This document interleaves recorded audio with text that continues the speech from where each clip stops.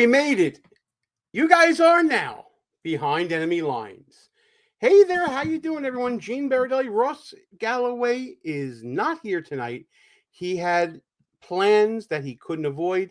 He's also not going to be around next week, so we're going to figure things out for the next couple of weeks here. But right now, I'm just happy to be home and happy to get the show going. For those of you who don't know why we're starting late, I had to take the Long Island Railroad to and from work today because my nephew Marcos, who is celebrating his 14th birthday, he got tickets to go to the Met game today. So everyone is at the Met game, and they have the car because my other car is currently being repaired. And I tried getting an Uber from the station, and that didn't work out well at all. In fact, it never came. I had to track down a local car service and waited for them.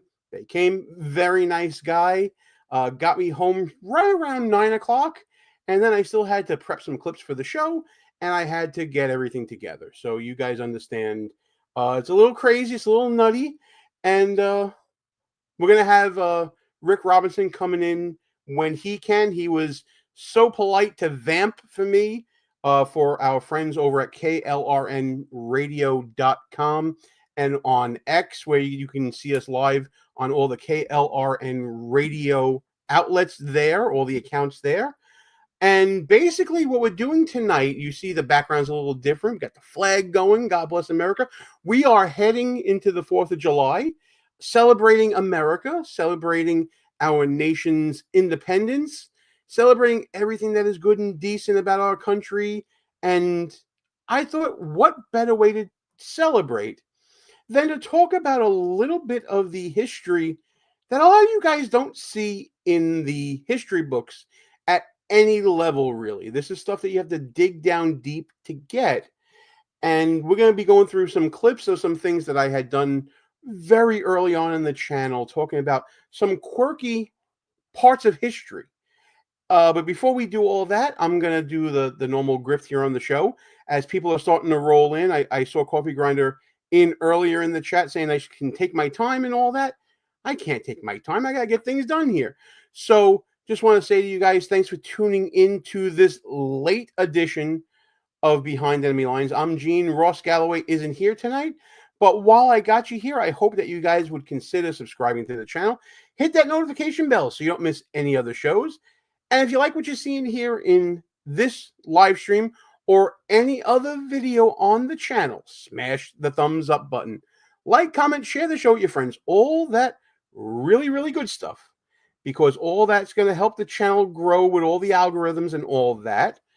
And I'm trying to see what exactly is going on here because I don't know if I'm live on YouTube or whatever. Yes, Ross is slacking, Coffee Grinder. Thanks for confirming that I am on YouTube. I'm trying to see what's going on. Oh, it was my own phone that wasn't working there. So, as you can tell, the wheels are about to fall off here on this show. We got too many buttons, too many things to manage. And I guess now would be a good time because Rick's going to be coming in a little later. Let's start celebrating some of the not so well-known history of American buffoonery. We're going back into colonial days. We'll be discussing some videos that I put together a while back, as well as some stories in the book, Stooks, Crooks, Lies, and Scoundrels, a field guide to identifying political buffoons that's available right now on Amazon, at Barnes & Noble, and other online bookstores. This guy is a grifter! So let's get into a couple of these videos that I've been talking about here. I may replay some later on, but let's start talking about some of the unknown stories. One of my favorite stories from the book that I actually have this video to queue up for is that when America was founded, it also created Americanisms. We bastardized the English language, as my friend Jack from England tells me all the time. We turned all those S's into Z's, didn't we? And one of the things we did is we actually created new words, including this Americanism right here. Back in our nation's infancy, many found the speeches made in Congress just about as useful as we do these days. But the rambling speech of one congressman back in 1820 still lives on in infamy in some very small way. In February of that year, Felix Walker of Buncombe County, North Carolina, rose to address the question of admitting Missouri as a free or slave state. And he was doing so right before the vote was to be called. So basically, he was just trying to get on the record, just like many congressmen today. Allegedly, what followed was a long and wearisome speech in which his colleagues shouted him down. Walker's persistent efforts made his home of Buncombe, later shortened to Bunk, a synonym for meaningless political claptrap and later for any kind of nonsense. A fitting legacy for our Congress, don't you think? Absolutely fitting legacy for Congress. We actually invented a word that means talking and not really saying anything. If that doesn't fit today's climate, especially what's been going on in Washington lately, I don't know what does. So whenever you hear someone say that's bunk, now you know where it came from. It came from Felix Walker, and it came from Congress. Sounds like an old 50s horror movie, right? It came from Congress. So that's just a sample of some of the stuff that you'll be seeing here. Now, when I talked about Felix Walker in the book, it was in our chapter about those bless your heart buffoons, as we call the BS buffoons that are out there. The ones that seem to be overly confident in their abilities, but when it comes down to actually doing things, they are just so in over their head that is absolutely ridiculous. And speaking about in over my head, it's time to welcome in a guest on the show. So I want to thank you all for being here. And now, who am I introducing next? Who's next? It's Rowdy Rick Robinson that's next. How you doing, man? I'm doing all right, man. Wait, what was this about being over my head? What did I do? No. It wasn't a short joke. It was me being over my head because of everything that's been going on lately. That's what I'm talking about here. Oh no, I get it. Trust me. But yeah, thanks for inviting me. I'm glad to be here. And well, thanks for saving my ass. I mean, let's call it what it is. After all the jokes about being oppressed on KLRN and being suppressed by you on all your shows, you were like, yeah, man, no problem. I'll come bail you out when Galloway leaves you high and dry. No problem. So well, thank you for that. I always have to prove that I'm actually the bigger person. So there's that. Yeah, but you're not. We just established that you're short. Anyways, so well done, sir. Well done. Thank you very much. I'll take a bow for that one. So we just started talking about some of the not so well-known history of America and sort of a celebration of, I love talking about political buffoonery. We're celebrating some of the little-known history of American buffoonery. And one of the things we just mentioned was the derivation of the word bunk and how that came from Congress. It came from a congressman named Felix Walker, who said during the Missouri Compromise in a long and winding speech that ended up getting removed from the record that he was just talking to Buncombe, meaning his county that he represented in Congress. And ever since then, the word bunk has remained in our lexicon, and how that means talking around issues and not really saying anything. Only Congress could create such a word to add to the English language. Well, I mean, at least they weren't adding the emojis and hieroglyphics like the kids of today are trying to do. So there's that. It's interesting that you brought that up because, believe it or not, the origin of emojis can also be traced back to American history almost, and specifically to Benjamin Franklin. Take a look at this video. We should also note that Franklin is credited with the invention of the flexible catheter in 1751, something Governor Morris might have liked to have known about. But one more last tidbit. Franklin, along with Noah Webster, yep, that Webster, once proposed a revision of the English language with a newer alphabet and phonetic spelling.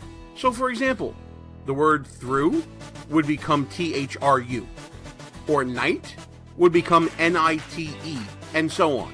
So kids, next time mom and dad get mad about your texting, look them right in the eyes and tell them that you're just following the example of Dr. Benjamin Franklin.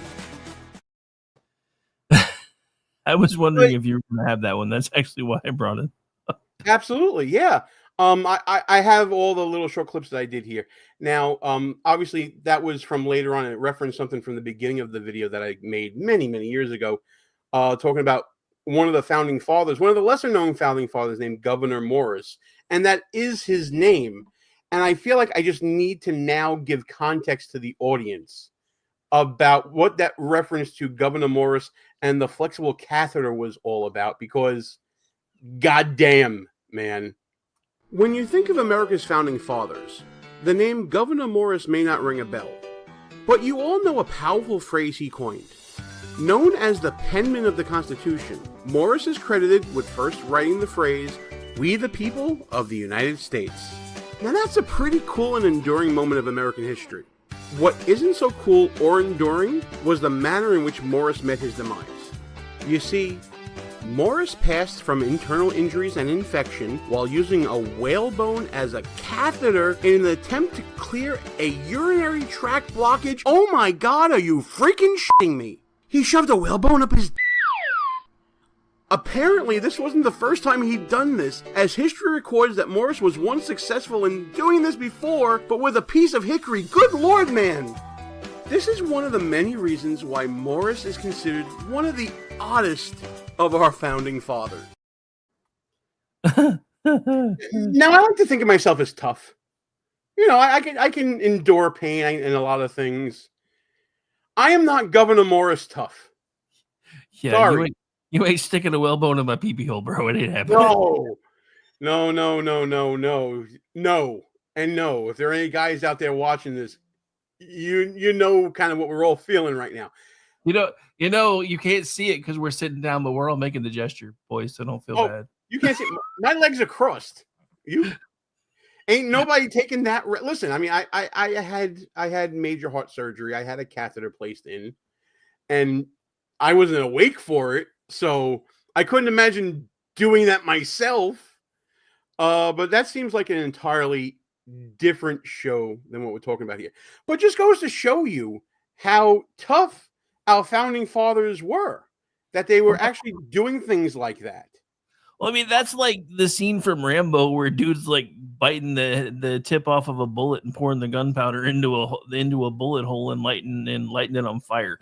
Yeah, that's pretty close to that, dude. That's like some next level commando style shit right there. Pretty much.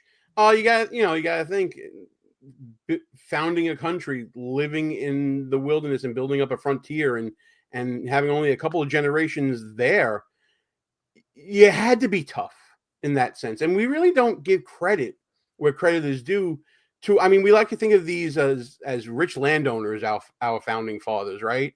Yeah. But they're also doing things with whalebones, man. I mean, damn. I mean, I just want to know who came up with it. If we stick that whalebone in there, maybe you'll be. You know, it's almost like the first guy who ate lobster, right? What drove you to that? I guess it was, well, we tried hickory. So that didn't work. Or maybe we didn't have hickory. Let's try something a little more enduring. Good Lord. Coffee Grinder in the chat saying Ben Franklin is also the father of the firefighting service, and he also invented the glass harmonica. You know what else Ben Franklin did, my friend? He was quite the author. And here's one of the works that maybe you haven't heard of, as well as some advice that you may not know that Ben Franklin gave. Take a look at this. While many of his letters and essays provide for the foundation of American political culture, some of his lesser-known works, not so much.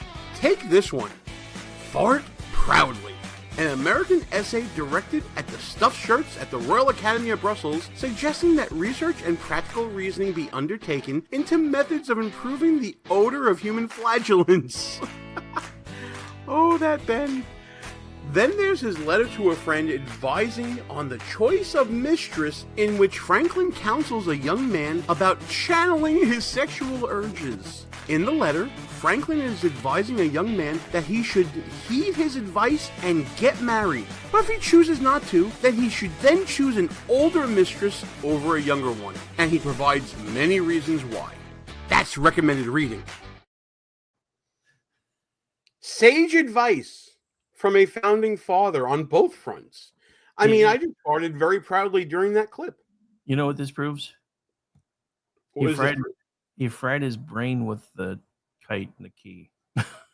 He might have, but he was also a mad lad and just a genius. He is by far my favorite founding father. By far. I mean, just the witticisms and the mockery and the pointing and laughing at people. He is the inspiration for the book, for my channel, everything. It's awesome. It kind of looks like he might be a distant relative too. Oh, you think so? Hang on. You think so? No, I don't think so at all. Although I'm sure I'm on my way to getting the gout that he had. Oh God, I hope. No, I mean I have family members that have had it, but not me. Thank God. That's yeah. Oh, Coffee Grinder Green. He was also a playboy, but he wasn't in the centerfold. Thank God. Do you have a favorite founding father, Rick? Honestly, I don't really have a favorite to speak of. I mean, Franklin actually happens to be one of my favorite ones, only because of the whole exchange that supposedly happened shortly after the everything with the Constitution. It's like, and he's supposedly talking to a woman. Is like, what have you given us today, sir? A republic, madam, if you can keep it. That happens. That's like one of my favorite lines ever. And sadly, we have not done a very good job of keeping it. The 17th Amendment kind of ruined it. Nobody wants to talk about it, but it did, because that made us pretty damn close to a direct democracy, whether anybody wants to admit it or not. No, I certainly get that, and there have certainly been ideas that have fallen off as we've traveled in this American experiment. If Ben Franklin wasn't my favorite, John Adams would be my second favorite. He was the first hot mess of a president. And his rivalry with Alexander Hamilton is the stuff of legends. Now, I have to take the glasses off because I'm going to be reading from the book here a little bit. So this was, as Alexander Hamilton described in correspondence that I found in the National Archives from 1800, it is a fact that Adams is often liable to paroxysms of anger, which deprive him of self-command and produce very outrageous behavior to those who approach him. Most, if not all, his ministers and several distinguished members of the two houses of Congress have been humiliated by the effects of these gusts of passion.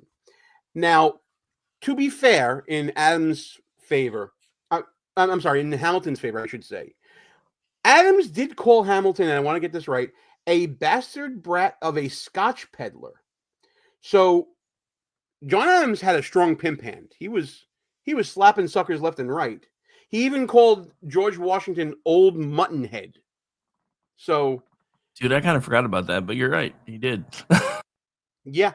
Not only that, but I remember also what's in the book is conversations between Adams basically losing control. Actually, it's not conversations, it's correspondence between Adams and some members of his cabinet who ended up basically turning against him in favor of Jefferson. This was right around the election of 1800. Talking, but just basically Adams is berating his Secretary of War. And there was discussions about alliances. Well, son of a bitch. Do you see this shit? Do you see this shit? Look who's in the chat. That's all I got to say to you, pal. That's all I got to say to you. You don't know what the hell I've been through tonight. Oh, my goodness. So he's having to put up with me. No, that's not. Listen, it was the whole saga from before. No. You better hit the like button, you motherless son of a. Anyways, so yeah, as I talk about in the book, John Adams is the first real hot mess of a president. And while everything that we've probably learned from American history have come from either 1776 or Hamilton, there are stories about other presidents that we do have to get to. One of them being Andrew Jackson. Check this out, because if anybody out there knows of the Housewives series that are on Bravo TV and all that, Andrew Jackson might and his family might deserve some royalties from Andy Cohen and Bravo, because him and his social circle basically created the Real Housewives of the Potomac. The folks over at Bravo may owe Andrew Jackson's estate some royalties, as he presided over what was probably the first ever version of Real Housewives of the Potomac. Led by Floride Calhoun, wife of the Vice President John Calhoun, these women, dubbed the Petticoats, socially ostracized then Secretary of War John Eaton and his wife Peggy Eaton over disapproval of the circumstances surrounding the Eaton's marriage, what they deemed as her failure to meet the moral standards of a cabinet wife. Ooh. Apparently, Eaton and his wife, who were introduced to each other by President Jackson, waited less than a year after Peggy's widow's passing in order to get married. Oh, the shame! The cattiness was real. One particularly delicious rumor that spread concerned Peggy's, virtue, as her father owned and operated a bar and boarding house known in political circles. Okay, I was wondering where you were going. You gotta put in, like, I don't know if I can make that work. I'm gonna have to do that. Hang on, I can fix it. All right, if we're breaking out hats, then I have to go get a hat during the next clip. Because I got one I could probably throw on here too. Nope, that doesn't work either. Oh, geez, you are such a mess. All right, listen. We're gonna get through this together. Here's what you do: hot mess. Cup it and roll it back so that the bar is in the back of the head. And yeah, then that was the plan. On. There we go. That was the next plan. If I couldn't make it work, but yeah, oh my goodness, what a we're a fucking. Hey, I didn't feel patriotic enough, so I had to go get my 4th of July hat. Very nice. You look lovely in it. I'm like talking about strong pimp hands. By the way, Galloway calling me racist again. What else is new? Anyways, so yeah, Andrew Jackson and the whole petticoat affair. That might be something that is taught in school, and maybe like a brief, like 10 minutes worth of a U.S. history class. But yeah, Floride Calhoun, the wife of the vice president, the second lady, as it were, starting a whole scandal over another minister's wife whose father owned a brothel in D.C. So if only we were as open and honest about our politicians nowadays and some of their dalliances. Ross says the hat was definitely worth. I see it. Effort. Thanks, Ross. Thanks, man. All right. I was gonna save this for Friday on my show, but I was like, you know what? Screw it. He's doing a 4th of July show. It's in the other room. Hell yeah. So I don't know how you have an American hat, but I definitely have a buffoon cap around here somewhere. So we can celebrate with that. Andrew Jackson is also not only well known as a very brutal and violent general and a no-nonsense president, but he is also responsible for some very well-known and recognizable American iconography. Check this out. Ever wonder where our political parties derive their respective animal symbols? You guessed it, straight out of political satire. The Democrat donkey really is a jackass.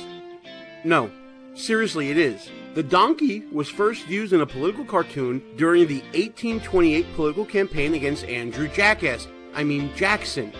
Like any good politician, Jackson flipped the negative into a positive, adopting the jackass as a symbol of his determination and defeating John Quincy Adams for the presidency. But that symbol? It's a jackass, and don't let anyone else tell you differently.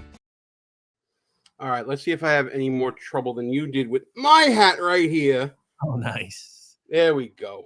There you go. Yeah, I mean, we're talking about buffoonery, right? So let's talk about some buffoonery. So the Democrat symbol is indeed a jacket. I can't wear this. No, I can't do it. Yeah, this probably won't be staying on much longer for me either. But I had to get it on camera. But I did want to point out, since we're bringing up the Democratic symbol, did you notice when they redid their logo, they downgraded their Yelp review? What? The old they've redone their logo on their X page. It used it used to be like the red, white, and blue donkey with the 4 stars. Now it's more of a I don't know streamlined one, but it's only got 3 stars.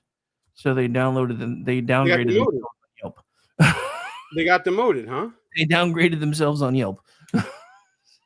Oh, here's an article on. I'm going to see if I can pull this up on Yahoo. Give me a second here. This happened back in March, huh? It looks like. Yeah. Hang on, let's pull this up. Oh my God, that's what it is now? No. Yeah, that's the new logo. Hang on. They're not using it anywhere So yet, let me- except for on social media, but because everybody's still using the old one. But yeah, so yeah, the old one had the 4 stars. This one only has 3. I found that rather humorous myself. Well, let me see if I can share this with everybody. See if I still know how to do some of this stuff here. Yep, there it is. You see it on the screen there? Let me pull it up a little bit. This is what you're talking about here? Yep. Oh my goodness. Whose child made this? That's what I want to know. Whoever they were, they probably went and ate a bunch of Pringles afterwards. Once you pop it, you just can't stop, man. What in the world is that? Let's see what the article is. It seems the U.S. Democratic, this was written obviously not from the country here. The U.S. Democratic Party has a new logo, at least a new profile pic on social media. The design is instantly familiar because it's not a donkey, it's a jackass. We just established that. Jackass icon has long been associated with the party, even if it's never been the Democrats' official logo, but the move is still stoking a bit of controversy. As the party organizes its opposition to Donald Trump's presidency, this was back in March, remember, a new donkey logo. Was a new donkey logo really a priority? Some supporters are wondering. But for all the criticism, a new visual identity was needed, even if it isn't one of the best logos of all time. Let's see what some of the ex-posts were saying here.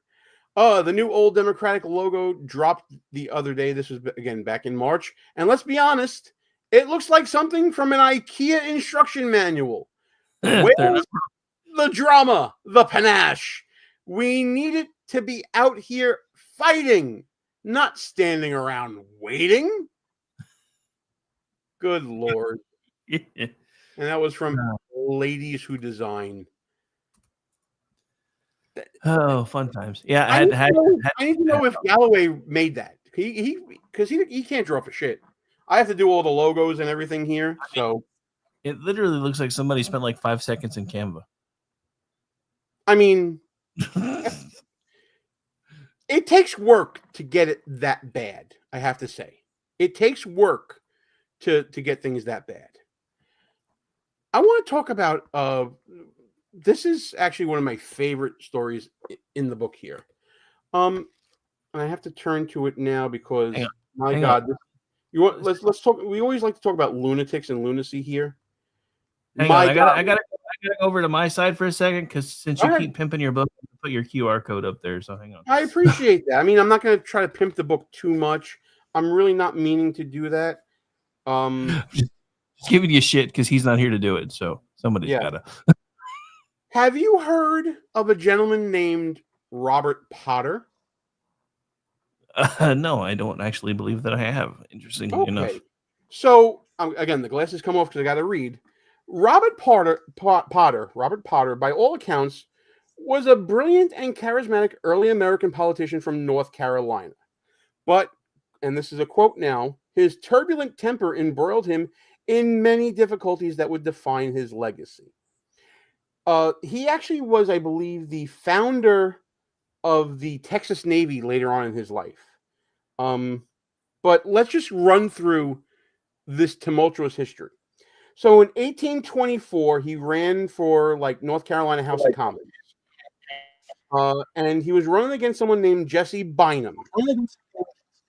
In running against him at the one poll site where they were running, a brawl broke out where people died. I believe Potter was stabbed in the incident, and the election was thrown so far off that the votes couldn't be counted, and no one represented the area that year. But during that race, and this was in Halifax, by the way, another time he ran against the same guy, Bynum, and lost. And as I put it in the book, but like Stacey Abrams on steroids, he freaked out, accusing Bynum of fraud, and even challenging Bynum to a duel. I want you to listen to this passage here that he posted outside of the polling place. Sir, I forbore to chastise your insolence at the polls yesterday because I am unwilling to invoke my brave and devoted friends in the consequences of a quarrel with you. I understand you have renewed your vaporing today. Indeed, you appear to have a wonderful itching to riot in the van of mobs. This is to invite you to the field of combat. I cannot say of honor, your presence would deprive any spot of that character. You can choose your own weapon and distance. My friend Mr. Burgess will make the necessary arrangements with any person you may think proper for that purpose. Bynum ended up refusing on the grounds that Potter was not a gentleman. And in response, Potter called Bynum a poltroon and a coward. Why can't we insult people like this? Now we go online and we say, chill out, little bro. What the hell, man? Well, this from the guy who every week calls somebody a cocky duty poopy head. Yeah, but that's a term of art. Come on. And by the way, he is one. We all know he is one. He's being one right now in the chat. Man's not even here. God damn it. Now, ultimately, Potter would win election to the North Carolina House, and the brawl ended up being called the Hell in Halifax in the news. He would eventually get elected after serving some time in jail. He then moved to another area and would win election to Congress in 1830, but he could not serve through his second term because he was sentenced to jail for, let's just say, parental discretion advised on this, folks. Prior to running for Congress, Potter had gotten married into a prominent family to a woman named Isabella Taylor. Mrs. Potter, Miss Isabella Taylor, had two cousins who would be frequent visitors to her home. One was a Methodist minister in his mid-50s, and the other was a 17-year-old boy. Potter believed their frequent visits were not as innocent as you would have people believe. You picking up what I'm putting down here, Rick? Yeah, just to make sure we've covered it, we might as well do this. The following program contains coarse language and adult themes. Listener discretion is advised. Got to throw the hot chick voice down wherever I can. I might need that. I may need to steal that from you. So on August 28th, 1830, I have the dates. I have all the receipts here, guys. You got to pick up this book. The elder cousin paid yet another visit to Miss Isabella, but this time he was what? Oh, I was doing your meme for later. Yes. The elder Potter paid yet another visit, but this time he was the elder cousin met by Potter, who proceeded to, and this is from an account I found, lay the charge of adultery on him, and after a few angry words, pounced on him like a wild beast, beating him senseless. He then whipped out his keen, sharp blade, and guess what he did with that blade, Rick? What did he do? He potterized him. That became a term used in the area for castration. Member of Congress, getting into brawls, getting arrested. Remember that gesture I was talking about earlier in the show? I'm making it again. Yep, there you go. Putting him to bed, Potter told him if he would keep quiet, his disgrace would not get out. And this is a quote from Potter, apparently. I have been very merciful and kind to you because I have spared your life. So eventually Potter would have to plead guilty to mayhem on, he actually did this. He tried to do the same thing to the younger cousin, but just beat him up. He was in prison for 6 months. You only get 6 months and was fined $1,000. Now, back in 1830, $1,000 is that was a lot of money. Quite the hefty sum. His indictment for attacking the one who lost his hoo-ha was deferred to see if he would have to face a murder charge. Mercifully, or not, depending upon how you would perceive life after it, Potter's elder victim lived. So he then had to plead guilty to assault with a deadly weapon and served another 2 years. And Eventually, he later became the voice of Mickey Mouse. No, just kidding. No, even better. He became the founder of the Texas Navy. He ended up moving to Texas, and he ended up like founding a navy there. But unfortunately, our dear friend Mr. Potter here ended up meeting quite the untimely end. You see, he ended up getting kicked out of Congress, not for any violence, but for threatening violence during a poker game. Oopsie. And then he eventually fled to Texas to avoid further public ridicule after the whole cutting off the thingy. But he rose to prominence. He was the founder of the Texas Navy during the War of Texas Independence. But unfortunately, all his grudge and everything caught up to him. He ended up moving to Louisiana and, according to accounts, led a life of gross immorality. And after forbearance had ceased to be a virtue, he was warned by his indignant neighbors to leave the community. He didn't, however, obey the warning. Shortly afterwards, a number of men came to his house at night, took him outside, told him that he richly deserved death, but that they would give him a chance to save his life. They then gave him a start of 100 yards and told him that his life would be forfeit if any of his pursuers should catch him in shooting distance of them. Potter immediately ran for the lake and plunged in to escape death by diving in, but his pursuers came to the edge of the lake as he came to the surface for breath, firing upon him and thus sinking Robert Potter to a watery grave.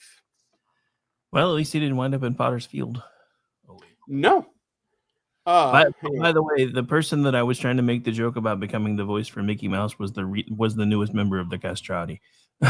Oh, gee. Hi, everybody. Yeah. That is something that isn't taught in the history books, pal.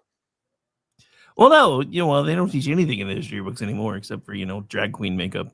No, but you would think that they would want to teach kids something to keep them engaged in their studies, right? Why not put in these little tidbits from history about potterizing someone? I mean, if I was a history teacher, I probably would have. I'm actually surprised because I actually had a pretty cool history teacher in sophomore history, and I'm kind of surprised they never brought any of that stuff up. But then again, there's all these pre-approved curricula they have to use too, and even in the 80s and the 90s, that was a thing. Even probably is worse now, I'm sure.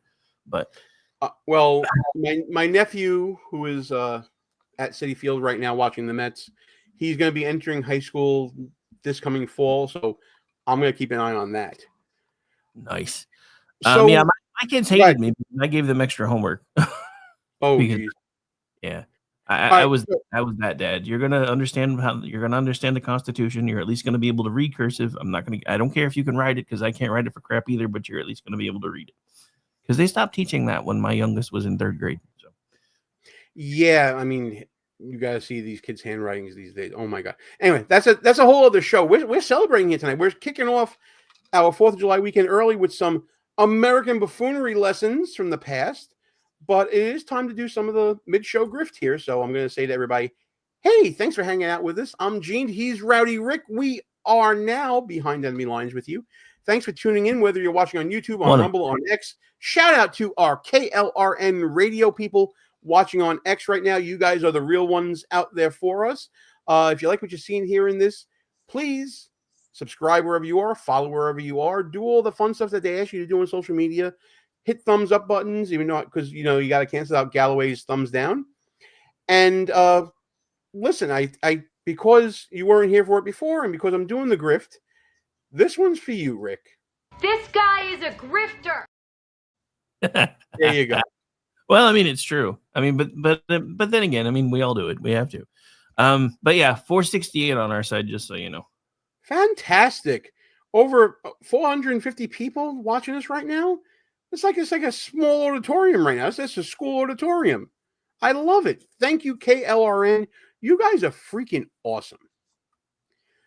We talked about the origin of the Jackass logo. Do you know the origin of the Republican elephant, Rick? I do not know. Well, believe it or not, it came from media. As for the Republican elephant, all credit goes to noted political cartoonist Thomas Nast. He was the first to depict the Republican Party as an elephant for a cartoon in Harper's Weekly in 1870.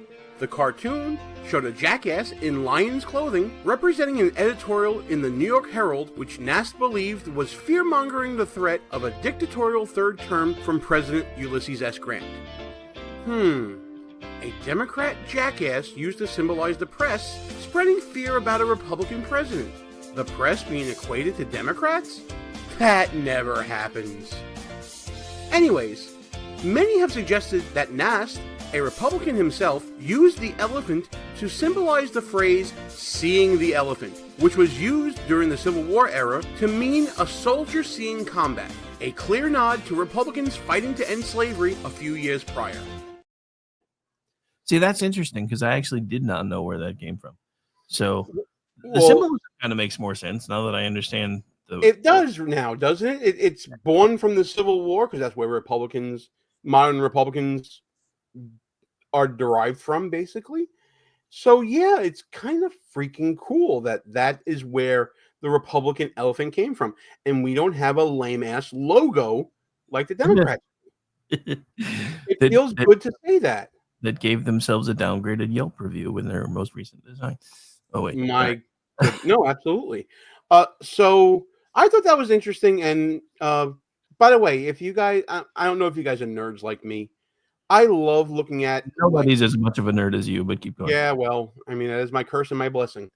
I love looking at some of those cartoons from the late 19th century, all the political cartoons that were in Puck and places like that.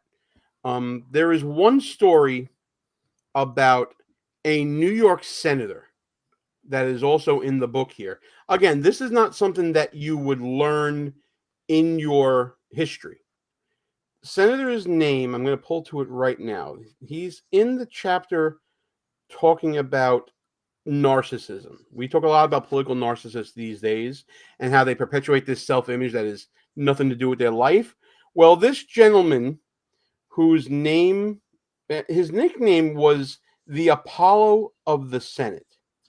His actual name, and I have to find it here in the book, he was a senator from New York, was Roscoe Conkling, a U.S. senator known for his good looks and pretty good image.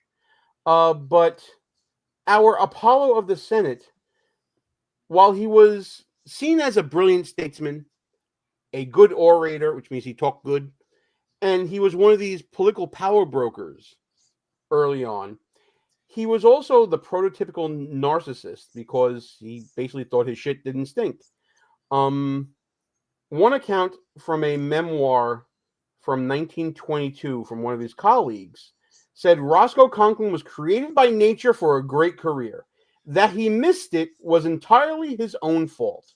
His intolerable egotism deprived him of vision necessary for supreme leadership. With all his oratorical power and his talent for debate, he made little impression upon the country and none upon posterity. And what would be the reason for that? Well, let's give one example. Back in the day, there was also a lot of, as we saw with the Petticoat Affair, a lot of political society, and we kind of see it today with, royal couples and royal families and things like that. There was a woman named Kate Chase. She was the daughter of Salmon Chase, the famous Chase family, who Salmon Chase was Lincoln's Secretary of the Treasury. So she was basically one of these Washington society socialites out there during the mid to going into the late 1850s, 1860s, around there. She ended up marrying a U.S. senator named William Sprague. So they were the first Kate and William, for those of you out there. They ended up getting married. Reference in there. Yeah, I got to throw these references in there. They ended up getting married, and it was quite the affair. It was such an affair that at the wedding, the band played the Kate Chase March. They made a song just for her and her wedding. Nice. Ultimately, yeah, that's pretty good. Ultimately, Kate would go and live, I believe, was in Rhode Island because, in addition to being a senator, he was also Salmon Chase was also the former governor of Rhode Island, and a certain Mr. Conkling would make calling on Miss Chase, or now Mrs. Sprague, a regular thing. At one of these times, and again, August of 1879, Mr. Conkling went to go visit Miss Chase, and Mr. Conkling, who was once forbidden by Mr. Sprague to come to the estate was named Canochet, he showed up there, and despite being banned, Mr. Sprague later met Conkling on the estate, coming from the rear of the house. Some reports had it that the senator jumped from a window, and after him came the governor with his old Civil War musket in his hands. Now, why? Go ahead. I was just going to say, I'm going to get you, sucker. Pretty much. Now, why was this so embarrassing for Mr. Conkling? Well, he would dispute the story, and he actually found a patsy to try to take the fall for him, but basically everybody back then knew it was him. 5 years later, Conkling is now retired from the Senate, and he's a lawyer in what may be the largest dispute over a will ever in American history. We're talking about a multi-million-dollar will in 1879. And while I'm going to spare you the details of the case itself involving a multi-millionaire named Jesse Hoyt, there was a point in the proceedings where Conkling made a little joke in testimony that he was taking. He was examining someone on the stand, and he made a statement to the effect of, well, we all make mistakes. Let me give it to you here. So while he was questioning a lawyer on the stand about making the will, the question from Conkling was not Jesse Hoyt in later years one of the largest and boldest grain operators in the East? The response was, he was one of the largest, but I can't say one of the boldest. He was generally successful, but he made some mistakes. To which Conkling said, oh, well, all great men make mistakes sometimes. And the courtroom erupted with laughter. And Conkling didn't realize why they were laughing. They weren't laughing with him. They were laughing at him. So, yeah. Again, these are the stories that nobody hears about, and we need to keep them alive for posterity's sake. Have you ever heard of the U.S. military's Camel Corps? Vaguely. I actually do remember a reference to that at one point in my history class, but it was nothing more than a footnote. Well, for those of you who don't know what that is, take a look at this. The next time someone tries to call Space Force a dumb idea, remind them that the U.S. once had a Camel Corps before he became the president of the Confederacy and was best known for the legend of his arrest while disguised in women's clothing. Jefferson Davis was U.S. Secretary of War under President Franklin Pierce. Davis took up a military experiment like none other before, using camels as pack animals to improve transportation in the southwestern United States, which Davis and others just thought was one big desert. Thus, the United States Camel Corps was created. While the camels proved to be hardy and were well suited for travel through the region, the Army declined to adopt these stubborn animals for military use, especially after Davis, the primary supporter of the project, joined the Confederacy. So if we didn't have the Civil War, we might have had camels in the Southwest patrolling with the our military. Sorry, this is required now. Uh-oh. Guess what day it is? Guess what day it is? Yeah? Anybody? Sorry. Yep. Had to be... Well, it is hump day, so that works out well, doesn't it, as we're taping this? I hereby nominate Ross Galloway to recommission the Camel Corps. I want to see his ass up on a camel patrolling. Like next week. You better get it in writing, or he's going to try to commission the Camel Toe Corps. This is Ross we're talking about. Wow. See, I didn't even want to go there, but listen, you can throw as many strays at him as you want to, man. Damn, that was a good one. Um, 16 one years last. in Go ahead. radio, you get to think on your feet. No, I was going to say 16 years of doing live broadcasting, you learn to think on your feet. Oh, absolutely. We've had a lot of good presidents. We've had a lot of. Oh, wait, I'm assuming this is Galloway here that commented. Here, the wheels are off the show officially. Are they really? Or are you just scared of camels? That's what people want to know. Anyway, we've had our share of good presidents. We've also had our share of bad presidents. Jimmy Carter, looking at you, brother. Seriously. Well, one of the ones I'm looking at is Ulysses S. Grant. Now, he was a great general and probably a shitty president. Oh, thank you for that, Coffee Grinder. Very good show tonight. See, Galloway, kiss my ass. Coffee Grinder is with me now. He's my friend. He's no longer your friend. Ulysses S. Grant was not exactly a person that comes to mind that when you think of great presidents. But I didn't know until I did some research that he was also maybe the president that participated in nepotism more than just about any other president.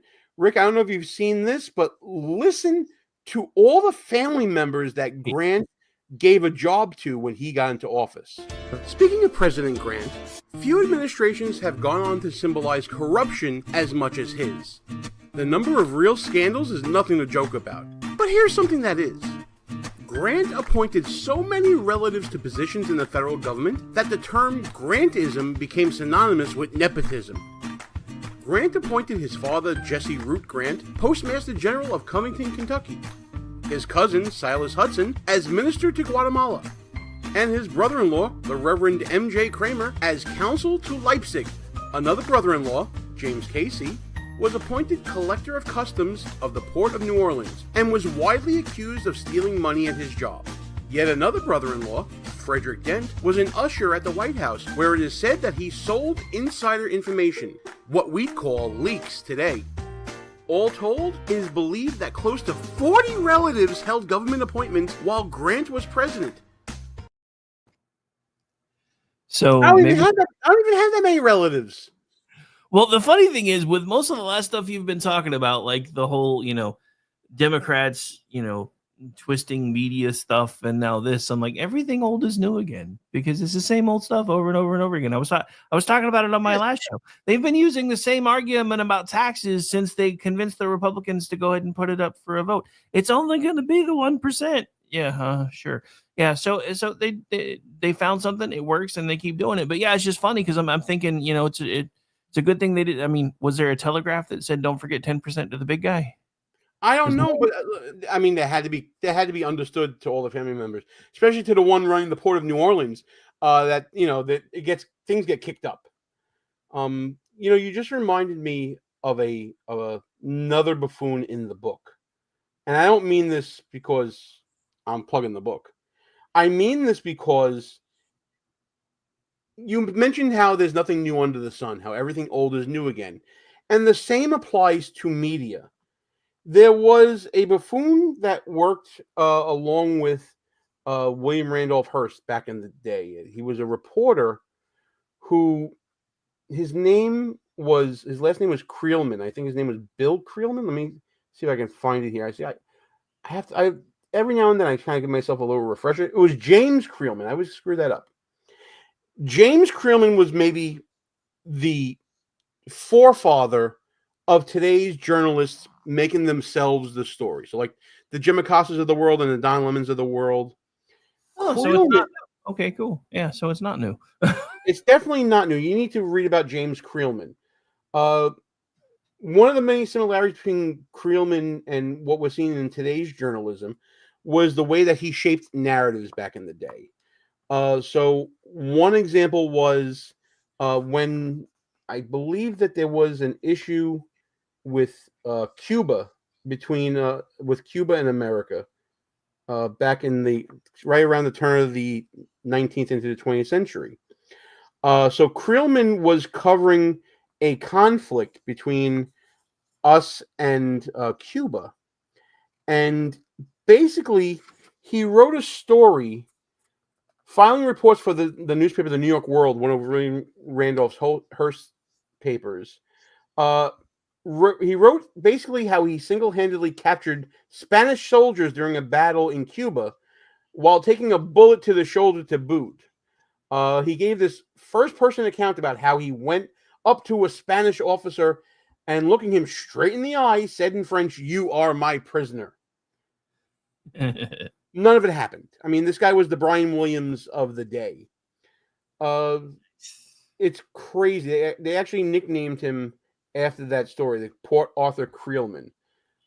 Scholars much smarter than me have determined that many of the reasons why William Randolph Hearst's now famous line of, the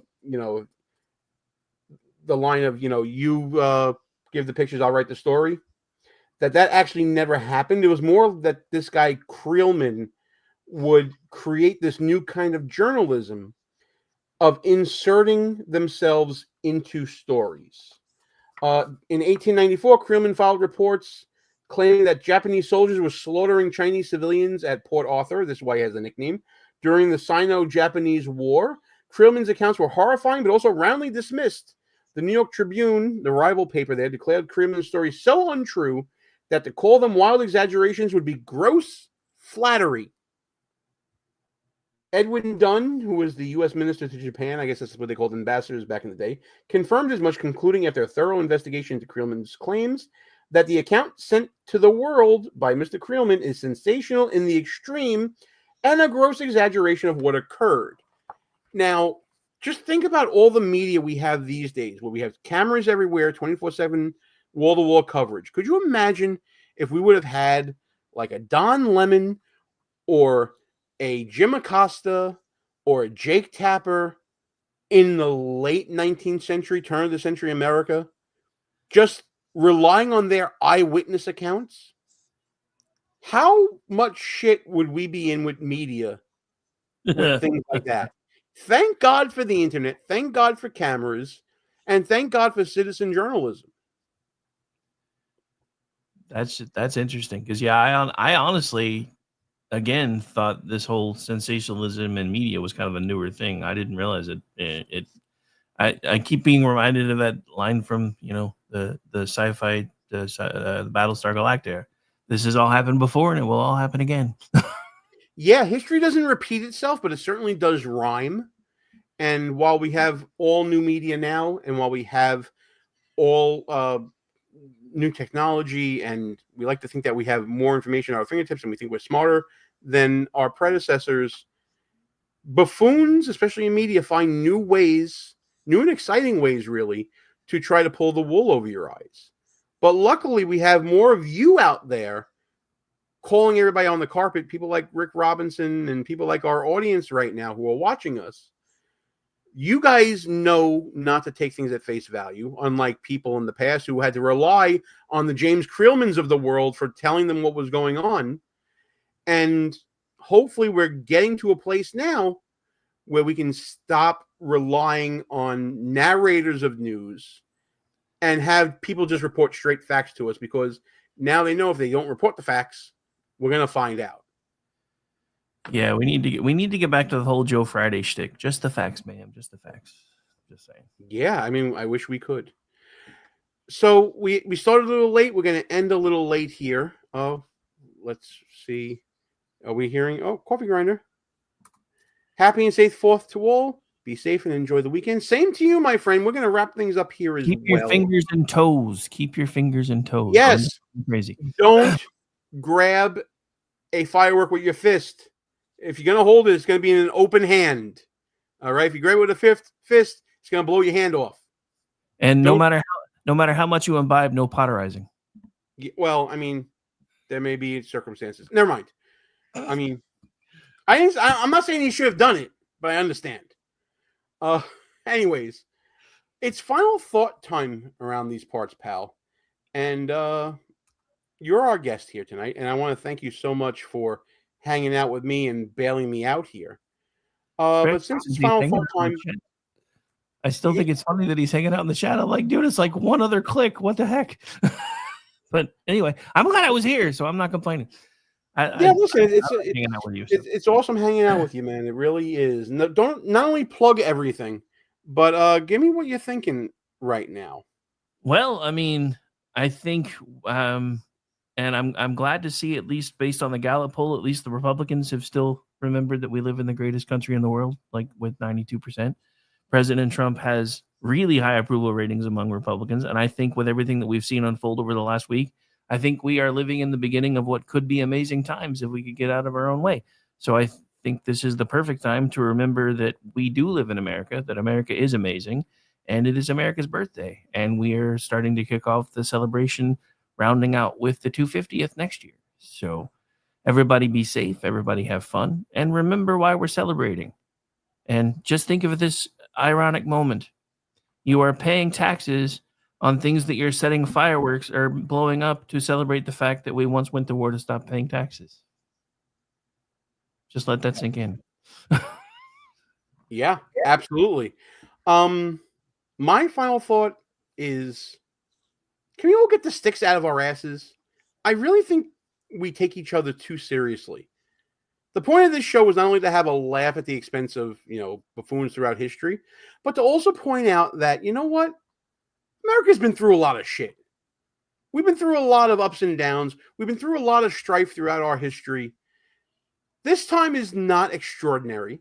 I know how people love to talk about we live in extraordinary times. We live in interesting times. We live in unique times. Bullshit. We don't. If anything, some of the stuff you played tonight's proved that we really don't, because it's all happened before.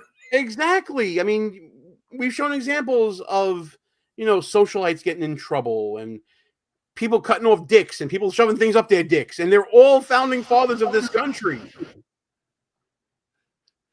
Get the stick out your own ass. Get over yourselves. Lighten up a little bit, Francis. Enjoy America for the weekend. Enjoy what we have. We got quite a bit. We have a lot of buffoons to thank for all that. I suddenly have a twist on a verse from Matthew. Worry about the stick in thine own ass, not the splinter in your neighbor's.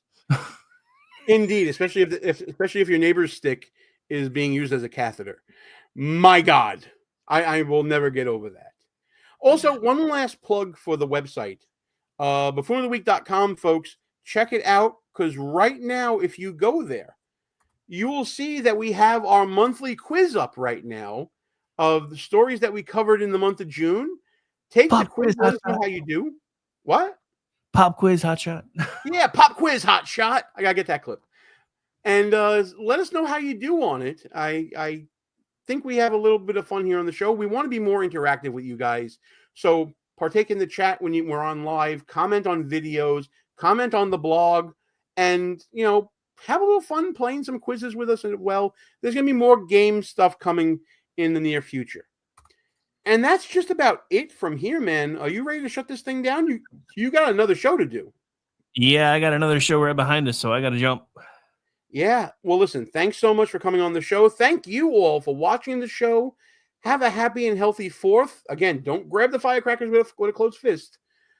Gene and Rick behind enemy lines. We're shutting this sucker down. We're out of here. So let's play our motherfucking anthem. Good night, folks. We're not allowed, not without electro. Go fuck yourself. Is that clear?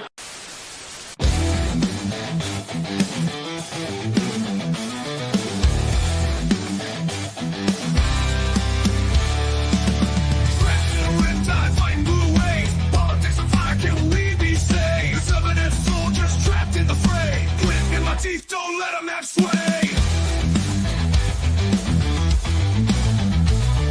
Conservative battalions walking them out, marching through the streets while the buffoons all shout. Move in the shadows, flag on my chest, repping my clan, putting faith to the test. Cause we'll stay loose behind enemy lines, fighting for the truth, feels like wartime. Don't back down, keep it rugged and raw, cool in the chaos, but loud in the roar. But loud in the roar.